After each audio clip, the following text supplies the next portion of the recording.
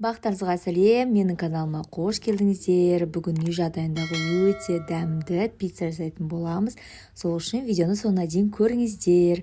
Ол үшін бізге бірінші тестасын дайындап алу керек. Бір ыдысқа жылы су құясыздар, ыстық емес, суық емес, жылы су.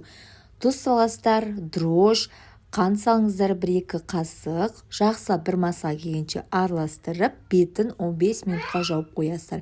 Өйткені дрожж ашу керек, көтеріліп. Ашыған дрожжымызға енді сұйық майымызды құйып, араластырып, ұнымызды салып, жұмсақ тесто илейтін боламыз.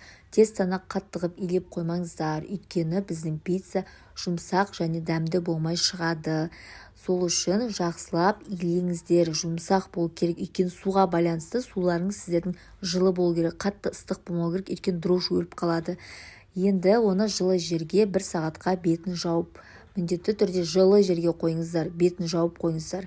Енді біз оның начинкасын дайындайтын боламыз пиццаға деген. Ол үшін бізге помидор, сыр және колбаса. Қалауларынша басқа перец қоссаңыздар болады. Мысалы, мен салатный листі де қосатын боламын. Ал заттарын турайтын боламыз. Сіздерге осы туралы кішкене айтып кетейін. Мысалы, менде колбаса, оны домалақ қып тураймын, еще оның ортасынан бөлемін. Өйткені бізге және балаларға жеуге ыңғайлы болу үшін. Ал помидорды ортасынан бөліп, осының жарысын былай турап шығамын. Негізінде кубик қып турсаңыздар да болады. Өйткені ол тағы да айтамын, сіздерге жеуге ыңғайлығы көбірек солай істеген дұрыс. Ал сырды крупный теркадан өткіземіз. Менде магазиндегі сыр, обычный твердый сыр қатты. Сіздерде басқа моцарелла деген сыр алсаңыздар болады, бірақ осы сыр менде өте дәмді шықты. Ал тестамыз ашыды. Қараңыздар, қана 2 есе көтерілген. Осы тестодан 2 пицца шығады бізде. Сол үшін 2-ге бөліп, илеп дайындап қоясыздар.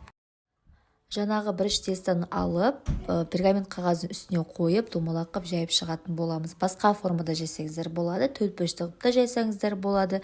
Енді біз соусына келетін болсақ, менде кетчуп және майонез, чеснок қостым. Сіздер басқа бұрыш қоссаңыздар болады. Мысалы, қызыл, болмаса мен шашлик мысалы қостым бұрышты. Сол кезде кішкене соусы дәмдірек болады. Енді осы соусты жағып, жақсылап шетіне жақпайсыздар, тек қана ортасына жағып шығатын боласыздар. Мен ең алдымен осылай сырды сеуіп шығамда, сосын барып начинкаларын бетіне қоямын. Жаңағы колбасаларды әдемілеп бетіне қоясыздар, помидорды әдемілеп қоясыздар. Тағы да басқа қоссаңыздар болады. Үйлеріңізде мысалы бұның орнына сосиска, можно болгарский пестер қоссаңыздар болады, даже пекинский капуста қоссаңыздар болады. Кейбіреулер даже кукуруз қосып жататындар да бар. Мен де осыны салатный лист қоямын. Сосын бетіне сырды қосқаннан кейін көбірек сеңіздер, кішкене алып қалыңыздар. Өйткені піскеннен кейін тағы да кішкене сепсеңіздер, сыры кішкене көбірек болады и және де дәмді болады. Ал пиццамызды қатты қызып тұрған духовке саласыздар, алдын ала 250 градусқа қыздырып қоясыздар. 15-20 минутқа пісіресіздер. Пицца өте дәмді шықты. Мен 2 пісірдім, біреу маргарита, біреу және осылай колбасамен пісірдім. Дәмі енді өте керемет шықты. Қамат десем де болады. Сол үшін жасап көріңіздер үйде, міндетті түрде. Соңына дейін видеоны көргендеріңізге рахмет. Сізден бірге болған мөлдір. Және бізде қызыл кнопка бар, подписаться деген, және қоңырауды басып кетсеңіздер болады. Рахмет.